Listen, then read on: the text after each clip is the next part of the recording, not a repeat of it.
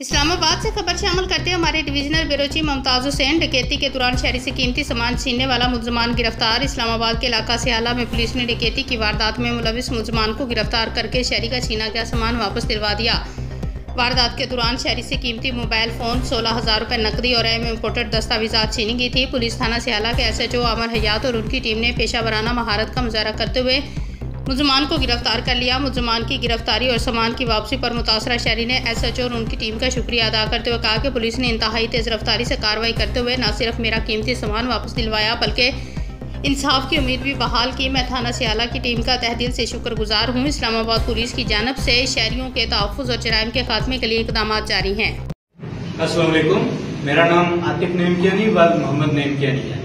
मोरहा 1/5/2025 को नामालूम अफराद ने गन पॉइंट पर मुझसे मेरा मोबाइल फ़ोन जो कि टेक्नोस्पार्क 8C और मेरा शनाख्ती कार्ड और नकदी 16,000 रुपये छीन लिया था।